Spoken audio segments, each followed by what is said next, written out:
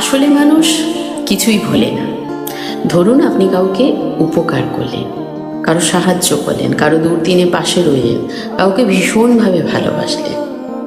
পরিবর্তে তার থেকে দুঃখ পেলেন, কষ্ট পেলেন, আঘাত পেলেন। আপনি মনে করলেন সে এত সহজে সব কিছু ভুলে গেল। আরে না, মানুষ কিছুই ভোলে।